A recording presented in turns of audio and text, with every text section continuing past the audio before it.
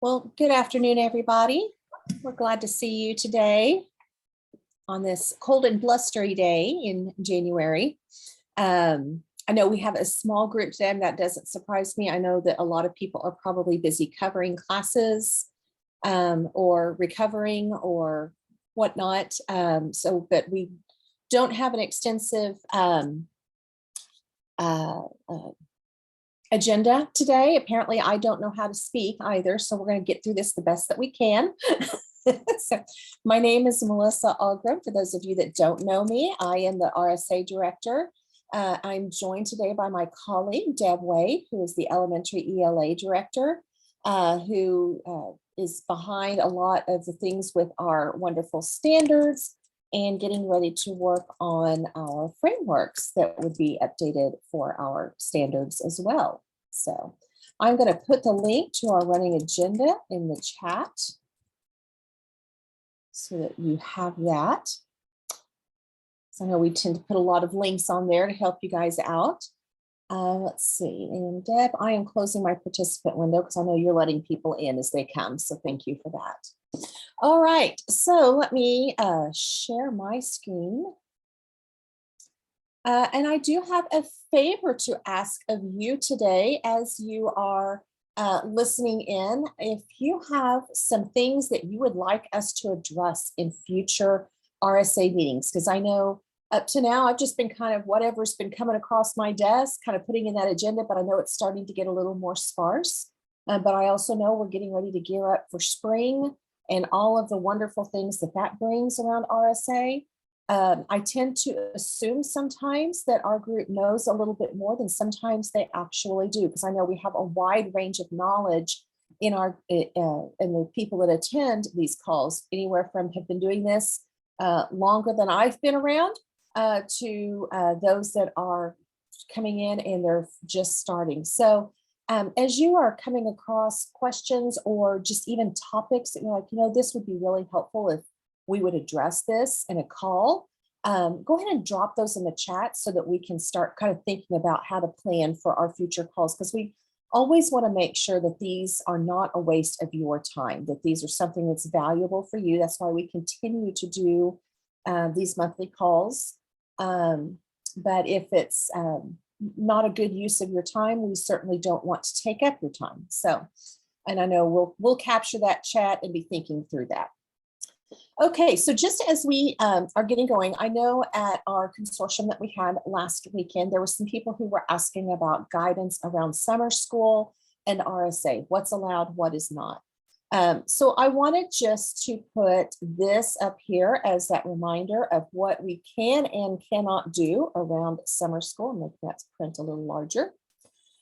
The issue that we ran into specifically last year is that there are almost two ways of thinking with summer school. And if you're looking at the administrative rules, what they would call our Summer Academy Reading Program, it's specifically named that, is in the administrative rules, and it's a focus for remediation for students in grades 3 and above that are still affected by RSA.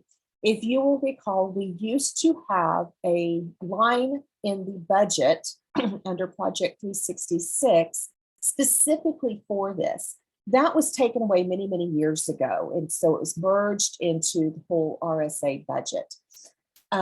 Which means that this is recommended but not required.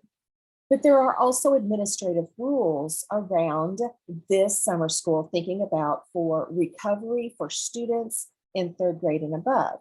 Those rules state that if it's that Summer Academy Reading Program for students in grades 3 and above, it must be 4 weeks long, 4 days a week, 3 hours each day minimum. They specified that time frame. It could be 2 of the weeks in June, 2 in July. That was a question that came up last year, and legal said yes, there's nothing in there that prevents that.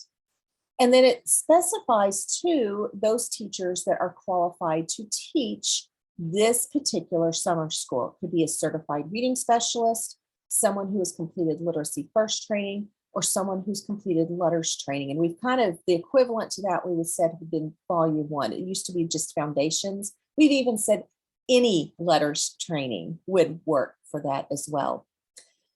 During this time, students may also complete their portfolio for Good Cause Exemption 4, or take an alternative assessment such as Good Cause Exemption 3 for that promotion to 4th grade. Okay, so that's that version that's specified in the rules and was defined. But there's also in the statute allowance for, we can utilize RSA funds for summer programming. And there are a long list for any students in K through 3 that require assistance. And that can include tutoring, before school, after school, Saturday school, including summer programming. So under that idea, that doesn't necessarily fall under those same rules of the Summer Academy Reading Program as what we determined with the legal department last year, which means that those timeframes that were causing problems for some of you, it just says it's summer programming and that the focus needs to be on reading instruction if you're using RSA funds to pay for it. So as far as it's kind of how you call it and what you word it. And I know it's confusing, so you kind of have to read between the lines of what I'm saying here. If you're calling it Summer Academy Reading Program, focusing on that SARP for 3rd grade and above, then we have to follow the administrative rules for who can attend, who can teach, and how long it has to be. If we're just calling it summer programming or RSA summer school, you can take those rules, don't worry about them. As long as the focus is on reading instruction, reading intervention, you're good to go. Does that make sense? Yes? Questions? Deb? Well, there's always questions. Yeah, but specifically on summer school, anything there? I don't see anything on summer school. Okay, good. So what we're trying to make sure is we're making sure that there's still an avenue that we can follow what's on the administrative rules, but also an avenue that gives it a little bit more open where you can use that funding to do what you need to do, but not be so constrained. I think Sharon, you might have been the one that brought this up last week. Is that kind of addressing what you had questions on? Or are you able to speak up? Okay, if you're talking to me, I was actually not on this last time. Okay. So Not a word. Then I might have, because I've slept since then, I might have misremembered who brought that up. So, okay, well, if we're good. Yeah, we're battling COVID. Say that again. I would say we've been battling COVID. I did not ask that question. I gotcha. So, okay. So if there are any other questions that come up with summer school, please don't hesitate to ask. I know a lot of you are starting to think along those lines. A lot of you were starting to think along those lines, so put that on the back burner to get through the next 2 or 3 weeks. But regardless, that's kind of where we stand with that. This was kind of what we put out last year. So the same thing would apply this year. There's nothing there that would have legally changed. Okay, RSA allocation. That was allocated to districts in full December 20th. The per pupil allocation was $121.93. That's down by about less than $1 from last year's allocation on a per pupil basis. So the full payout to districts was $12,106.74. So just so you have that idea. The purpose for RSA funding, we talked about at our last virtual call, but just that reminder that the purpose is to support reading instruction in grades K through 3 and for 4th and 5th grade students who still fall under RSA requirements. In other words, those students that were promoted with probation or students who were promoted under a good cause exemption that are still showing difficulties with reading instruction. Okay. That guidance on allowable expenditures, there is the link there on our website that will take you straight there. Okay. Okay, so a couple of questions. I'm just going to skim the chat real quick. Other districts spending their allocation on. So a lot of districts right now are spending their allocation on tutors, on personnel. That's probably the largest section that people spend their money on. Remember that you also are able to carry this funding over to the next year. Okay, you do not have to have, we are not going to come into your bank account and take the money away that's not spent by June 30th. The thought process is that we do want to make sure that the money is working for current students as much as possible. But the reality is that you get your money halfway through the year. And you also have beginning of year expenses. So some districts that use this money for purchasing their screening assessment or for other diagnostic assessments, or need interventionists at the beginning of the year, or want to have a reading specialist throughout the year, need to be able to have those startup costs. So that's perfectly fine to carry that over. What we don't want is for a district to stockpile, not spend any of that money for multiple years just to try to buy something, I don't know what, like maybe a new reading program, that will, as we kind of start reviewing those things, probably get us in some trouble there. But there's nothing that says that you cannot. Matter of fact, it makes sense that you would carry some of that over to the next year. So personnel is probably the vast majority of what we spend that on. The other part would be professional development, whether it's bringing in a speaker, sending someone to a conference, or just providing stipends for people to participate in professional development, those types of things. And then summer school is the third largest thing that I think people spend their money on, and the costs associated with that. So paying for their teachers and any other costs associated with summer programming. So different interventions and curriculum resources as well. Okay, so just so that you have that idea, that's a lot of what that is. Diane, I gotcha. I'm trying to get an answer on your question about the letters facilitator training for 5 through 8. So I'm sorry, it's been a little bit of a pill trying to get an answer from some people I need to get answers from to be able to answer your question. And let's see. IPRIs, or APPs, whatever you're calling them in your district, basically the individualized reading plan for students that are required for those that are not meeting their grade level targets. We are looking at that as we are looking at dyslexia guidance, because there's some documentation there, and seeing what is it that we can streamline that will meet the requirements of both RSA and dyslexia, so that we can update those samples by this spring. We're planning on having that guidance ready to go for review by February, and have any of those documents updated by March, so that you have that ready to plan for. So Catherine, if you will give me just a little bit on time, we'll see those samples getting updated and making sure that it's down to us what absolutely has to be there, or identifying if it's something that is not required by law. Carol, third grade student scores below the 40th percentile, or the grade, what's that is the grade level target on their benchmark. Is the teacher required to begin a third grade portfolio, or is the portfolio option? In statute, it very clearly states that any student in third grade who does not meet the grade level target must have a portfolio started for them. Okay, so it's not an option, that they do have to start it. Now, it doesn't say they have to finish it, but they do have to open up a portfolio and start it. That we're keeping track of, the first part. First of all, they have that general understanding of numerical awareness, phonics, fluency, vocabulary, comprehension, and then starting to gather some of those work samples on grade level. The reason I say may not finish it, we may have some students that are so far below that on grade level work is extremely difficult. The intention is not to force them into tears to do something, but we've at least, they have to have some opportunities to demonstrate, can they do on grade level work? It might be that you're finding a couple of work samples and very clearly shows they cannot do that without the support, but that's still your portfolio evidence, because it's in there saying, no, they can't do this yet. So that would be the value of holding on to that. But yes, it is clear in the statute that must be started for any third grade student who is not meeting grade level targets. Diane, dyslexia screening guidance. Absolutely. I just said, we'll have that. We've got that draft ready to go for review by February.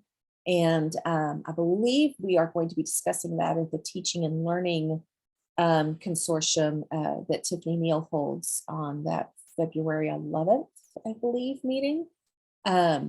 So I know a lot of you also listen in there, but then we will also check to see if it's appropriate for us to share at our February call. If not, we'll definitely get it by our March call. Okay, so I'll just make sure where we are as far as review and approval at that point in time.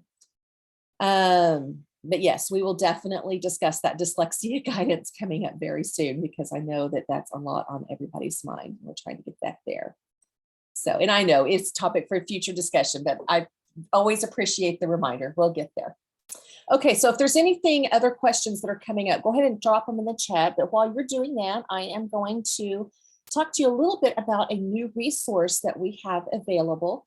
We started this project about a year and a half ago, working with Gwen Strong, who is currently in Norman.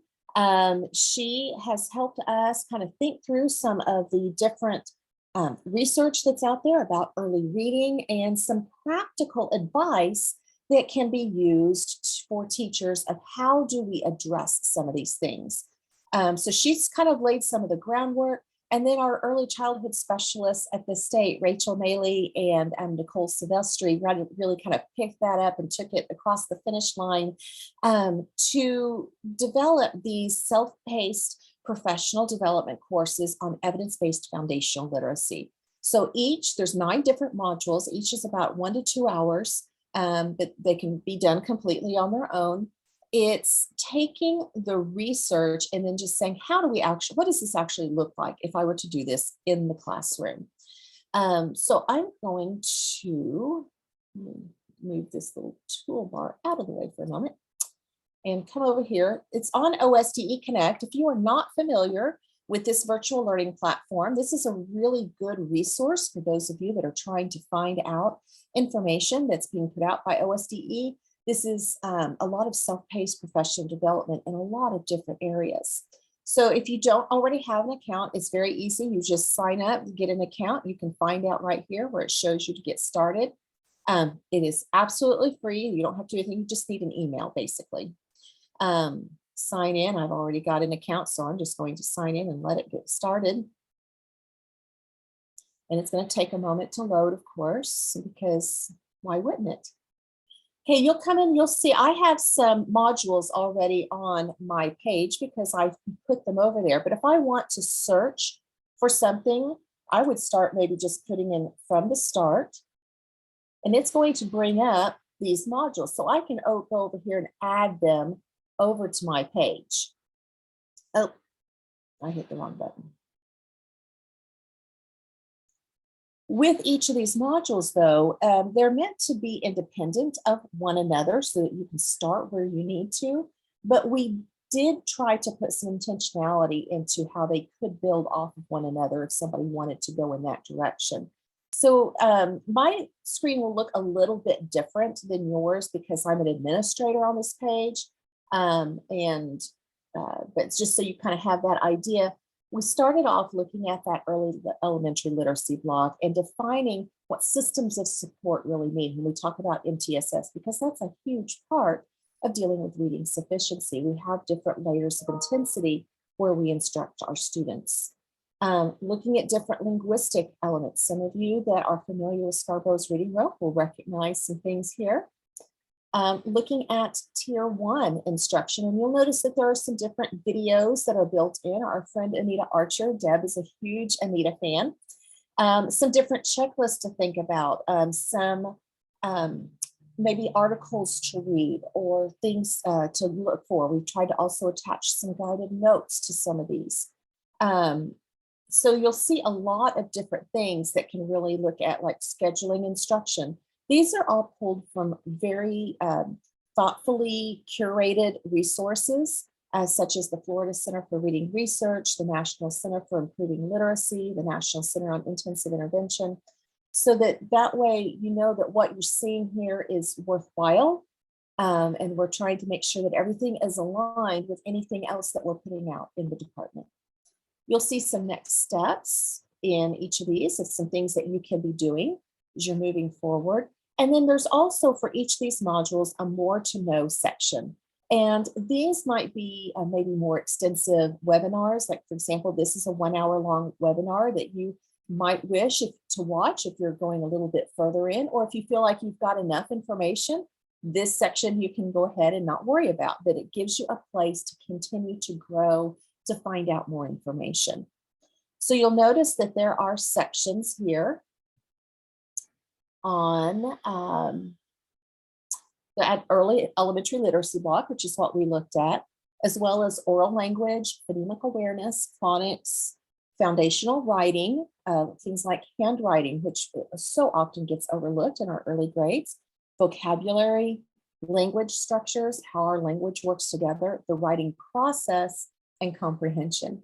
This is a place for us to start. So we're trying to figure out how can we give places for you to start. So those of you that are maybe going through the Science of Reading Academies, taking letters, you'll notice that this aligns with what you're doing there. But thinking about letters is a lot of the research, the reason why we do things. This might be a quick snippet of how. For those people that are wanting to not necessarily commit to something that's extensive on the academies, this might be a good starting place for them. So it can either supplement what that's being learned or maybe kind of give them an idea of what is it that we're talking about if we don't want to go as in depth with some of that learning. Okay.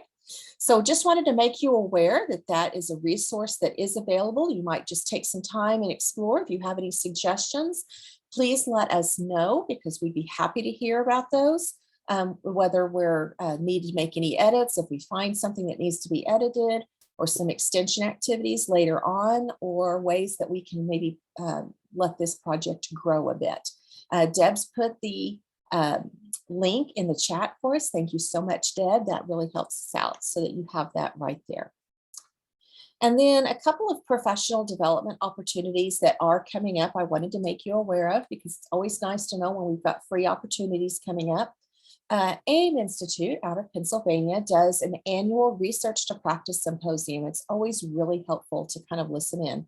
It is on a day that we are normally teaching. Actually, it always ends up falling over spring break, which is kind of a bummer, but they do have a recording available for those who register. So I tend to sign up, get the recording and watch it in snippets a little bit later on because it's a lot to listen to in one day. But just so you know, they will have the focus this year is on that linguistic variation in reading. So thinking about students with dialects that have language difficulties, as well as English learners. If you're not familiar with some of these names, Julie Washington is, I'm a huge fangirl for Dr. Washington. She has done a ton of research on different dialects and how we address those in our classrooms.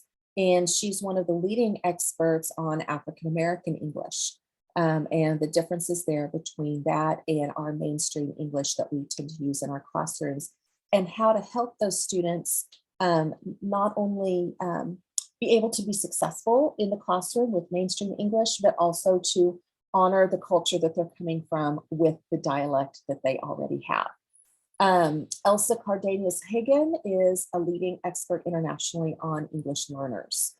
So she will have a lot to say there.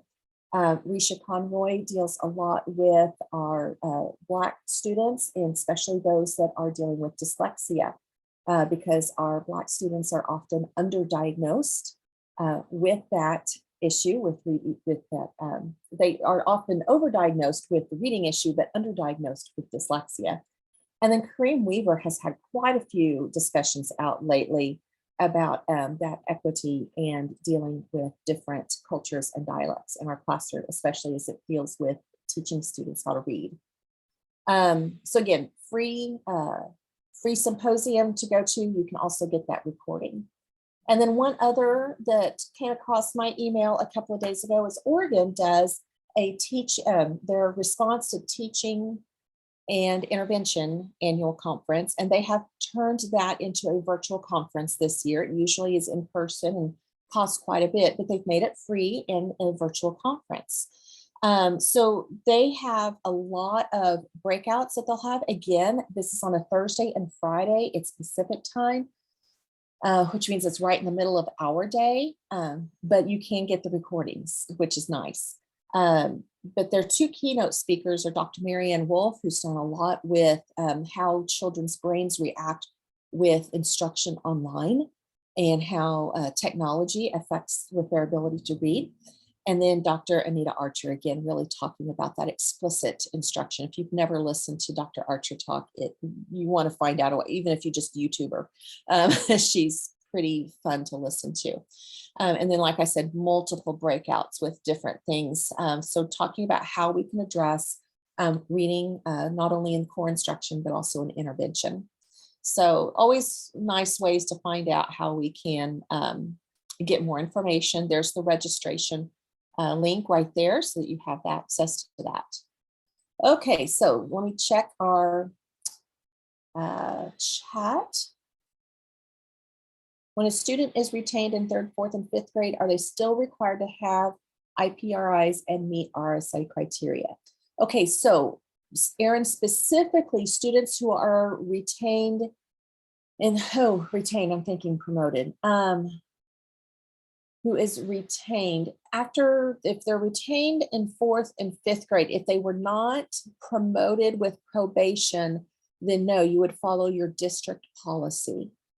Retained in 3rd grade, there is a laundry list of the requirements of what that student needs to have for their 3rd grade year. They need to have a highly qualified teacher. They must have a 90-minute reading block.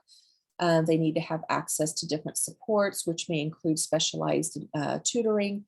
So we can get that clarified for you probably in our next meeting so that you have some written guidance there. But as far as if a student was retained in 3rd grade and then in the 2nd year of 3rd grade moves on to 4th grade, it would be under what was happening when they moved on to 4th grade. Were they promoted because they passed, they met criteria on that test, or were they promoted under an exemption like good cause exemption 6 because they've been previously retained, in which case we would say those students, again, that were promoted with probation or promoted with an exemption have to continue to receive intervention. And so a good way of documenting that would be that IPRI, but you have to be able to document somehow that they're receiving that intervention. And then they would, that has to happen until they are demonstrating reading ability through the screening assessment, okay? I see you turned your camera on. Did that answer your question, or am I misreading anything? Yes, I think so. And you said that there is some guidance that I can find that has it in, so I can refer back to it. It's in the legislation and I'll send it to you. Okay. But I'll see if we can't maybe put it in more plain language. Okay. Have that for you too, because reading legislation is always a hoot. Okay. So, thank you. no problem. All right. And I don't see any other questions in the chat. Deb, have I missed anything? No. Okay. Well, I know everybody is stretched as thin as you can possibly be stretched, if not more so. So we're going to make this an early cutoff today, which I don't think will upset anyone. But if you do need anything, please let us know. And again, if you're thinking as you're moving along and thinking, this is something I really wish we'd address in one of our virtual meetings, or we've got some questions, please don't hesitate to send one of us an email and just say, would you work on this, or would you discuss this? Because we would love to be able to provide you whatever it is that you need. If we just need to do a virtual meeting that just says this is going to be for our new coordinators or people new to RSA, and we can just start from ground zero if that's necessary. And those of you that have been doing this a long time can take the month off. So, but let us know what you need. We're happy to do what we can to help you with that. And otherwise, please stay safe and healthy, physically and mentally. And we are always thinking about you guys. So take care. Know that you're loved. So thanks, guys.